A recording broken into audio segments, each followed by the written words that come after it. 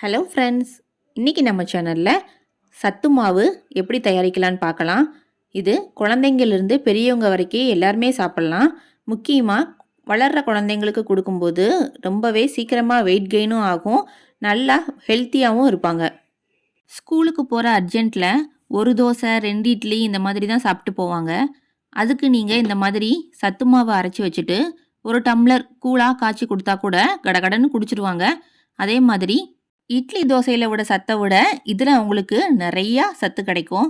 அதே மாதிரி ஆஃப்டர்நூன் வரைக்கும் அவங்களுக்கு நல்ல எனர்ஜியும் கிடைக்கும் ஸ்கூலில்.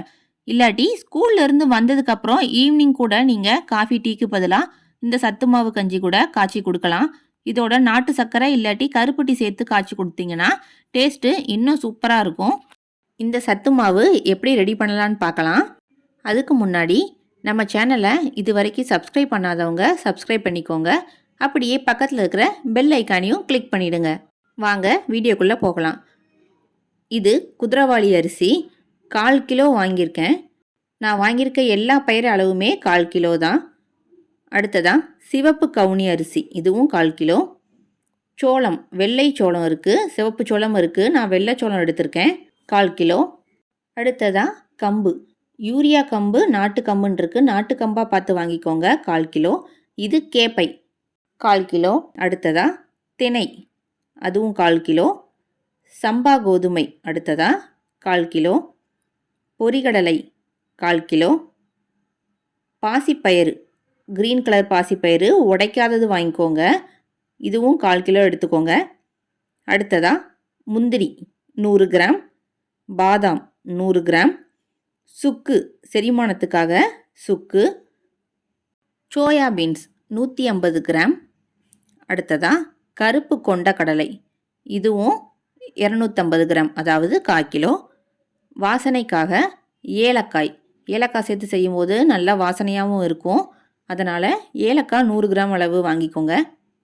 கடைசியாக ஜவ்வரிசி 100 கிராம், உளுந்து 100 கிராம் அது சேர்த்துருக்கேன். சத்து மாவுக்கு தேவையான பொருட்கள் இவ்வளோதான். வாங்க எப்படி பண்ணலான்னு பார்க்கலாம். ஸ்டவ் ஆன் பண்ணி கடாய் வச்சுக்கோங்க. கடாய் சூடாகவும் அதில் முதல்ல கம்பு, அதை நல்லா வறுத்து எடுத்துக்க போகிறோம். இந்த கம்பு உடல் சூட்டை கண்டிப்பாக குறைக்கும்.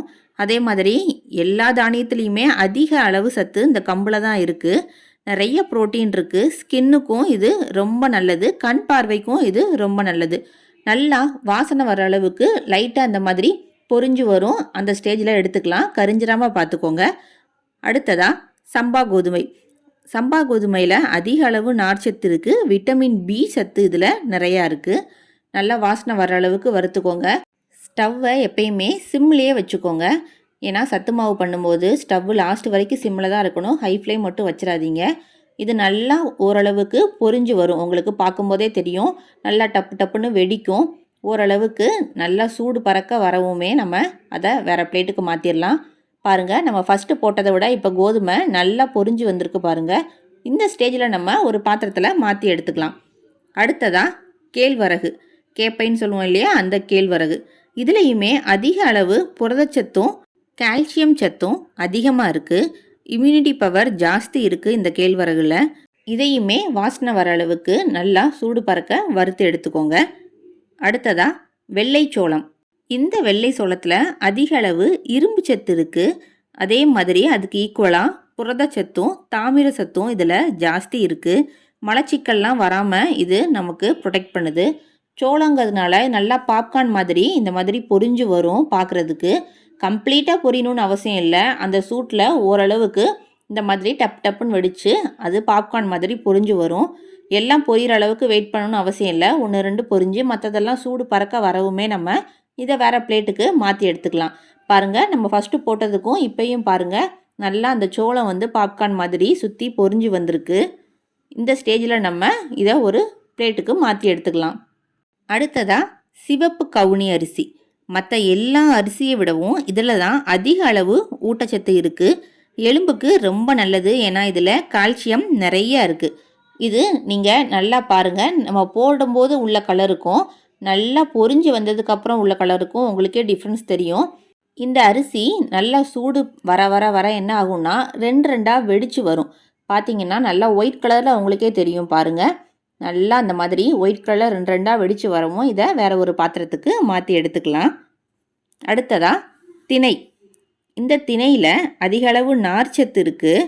அதே மாதிரி சீக்கிரமாக ஜீரணம் ஆகக்கூடிய திறனும் இந்த திணை அரிசியில் இருக்குது. இதுலேயும் கால்சியம் நிறையா இருக்குது. ஸ்கின்னுக்கு நல்ல ஷைனிங் கொடுக்கும், கொலஸ்ட்ரால் கண்ட்ரோல் பண்ணும். இதுவும் நல்லா சூடு பறக்க வரவுமே வறுத்துட்டு அதை அப்படியே வேறு ஒரு பாத்திரத்துக்கு மாற்றிடலாம். அடுத்ததாக பொரிகடலை.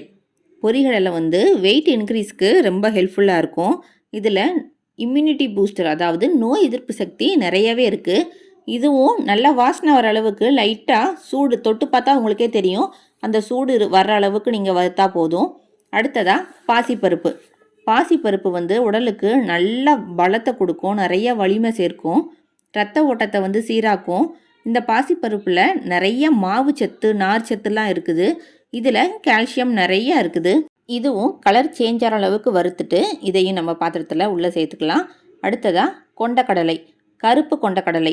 ஒயிட் கலர் கொண்டக்கடலையை விட இந்த பிளாக் கலர் கொண்டைக்கடலையில் தான் அதிக அளவு நார் சத்தும் குறைந்த அளவு கொழுப்பு சத்தும் இருக்குது. இதில் நிறைய விட்டமின் சத்தும் உள்ளது. இந்த பருப்பில் 3 ஸ்பூன் நீங்கள் டெய்லி சாப்பிட்டாலே 5 பகுதி பழமும் காய்கறியும் சாப்பிட்டதுக்கு ஈக்குவலாக இருக்கும். அந்த அளவுக்கு அதிக சத்து உள்ளது தான் இந்த கொண்டக்கடலை. இதுவும் நல்லா சூடு பறக்க வறுத்துட்டு அதை அப்படியே உள்ளே போட்டுக்கலாம்.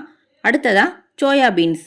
மற்ற பயிர் மாதிரியே தான் இதுலேயும் நிறைய சத்து இருக்குது. நார் சத்து, புரதச்சத்துலாம் இந்த சோயாபீன்ஸ்லேயும் நிறையா இருக்குது.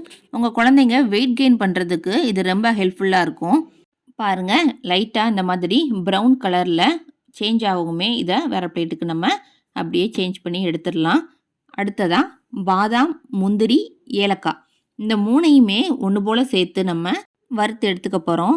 இது 3ஓட கலர் சேஞ்ச் ஆகி வரணும். ஏலக்காய் கொஞ்சம் பலூன் மாதிரி உப்பி வரணும். இதில் ஃபோலிக் ஆசிட் நிறையா இருக்குது பாதாம் பருப்பில். உடல் எடை கண்டிப்பாக கூடும். உங்களுக்கு முடி வளர்ச்சிக்கும் ரொம்ப ஹெல்ப்ஃபுல்லாக இருக்கும். அடுத்ததாக சுக்கு. இது குழந்தைங்களுக்கு ஜீரணத்துக்காக, ஏன்னா இவ்வளோ பயிர் சேர்க்குறோம் இல்லையா, அதனால் ஜீரணத்துக்காக இந்த சுக்கையும் நம்ம ரெண்டாக சும்மா தட்டி நல்லா சூடு வர்ற அளவுக்கு, சூடு பொறுக்கிற அளவுக்கு இதை சூடுபடுத்திட்டு இதையும் நம்ம பாத்திரத்தில் உள்ளே சேர்த்துக்க போகிறோம். அடுத்ததாக ஜவ்வரிசி. ஜவ்வரிசி 100 கிராம் தான், இது 1/4 கிலோ கிடையாது, 100 கிராம் ஜவ்வரிசி தான். இந்த ஜவ்வரிசியில் நிறைய புரதச்சத்தும் கார்போஹைட்ரேட்டும் நிறையா இருக்குது. இதில் தசை வலிமைக்கு இது ரொம்ப ஹெல்ப்ஃபுல்லாக இருக்கும். அதே மாதிரி இது ஒரு இம்யூனிட்டி பூஸ்டர் கூட. அல்சருக்கு முதற்கொண்டு இந்த ஜவ்வரிசி ரொம்ப யூஸ்ஃபுல்லாக இருக்கும். பாருங்கள், ஜவ்வரிசி இந்த கண்ணாடி மாதிரி இருந்தது, இப்போ நல்லா ஒயிட் கலர் பால் மாதிரி ஆயிடுச்சு. இந்த ஸ்டேஜில் நம்ம மாற்றி எடுத்துக்கலாம். அடுத்ததாக உளுந்து. நீங்கள் கருப்பு உளுந்து எடுத்தால் கூட ஓகே தான். எனக்கு வெள்ளை உளுந்து தான் கிடச்சிச்சு, ஸோ வெள்ளை உளுந்து எடுத்திருக்கேன். இந்த உளுந்தையும் நல்லா பொன்னிறமாக செவக்க நல்லா வறுத்துட்டு எல்லாத்தையும் இப்போது நல்லா ஒரு வாட்டி மிக்ஸ் பண்ணிவிட்டு நல்லா ஆற வச்சுட்டு நம்ம அரைச்சி எடுத்துக்க போகிறோம். மிக்சிலலாம் நம்மளால் இதை போட்டு அரைக்க முடியாது. அதனால் நீங்கள் நேராக ரைஸ் மில்லில் சத்து மாவு அரைக்கிறதுக்குனே தனியாக இருக்கும், அந்த செக்ஷனில் கொடுத்து அரைச்சி எடுத்துக்கோங்க. பாருங்கள், அரைச்சிட்டு எடுத்துகிட்டு வந்தாச்சு. உங்களுக்கே தெரியும், நல்லா நைஸாக நல்லா கஞ்சி காய்ச்சுற அளவுக்கு சூப்பராக அரைச்சி கொடுத்துட்டாங்க. இப்போ இதை ஒரு பாக்ஸில் மாற்றி எடுத்துக்கோங்க. நல்லா ஏர் டைட்டாக உள்ள பாக்ஸில் போட்டு எடுத்துக்கோங்க. தண்ணி படாமல் வச்சுருந்தீங்கன்னா இது 6லேருந்து 8 மாதம் வரைக்கும் இது கெட்டு போகாமல் இருக்கும். இது பண்ணுறது ரொம்ப ஈஸி தான், அப்படி ஒன்றும் கஷ்டமான வேலையெல்லாம் கிடையாது. கண்டிப்பாக நீங்களும் இதே மாதிரி மெத்தடில் செஞ்சு பாருங்கள். செஞ்சு பார்த்துட்டு எப்படி இருந்துச்சுன்னு கமெண்ட் பாக்ஸில் கமெண்ட் பண்ணுங்கள். அப்படியே மறக்காமல் நம்ம சேனலையும் சப்ஸ்கிரைப் பண்ணிடுங்க. பக்கத்தில் இருக்கிற பெல் ஐக்கானையும் மறக்காமல் கிளிக் பண்ணிடுங்க. தேங்க்யூ.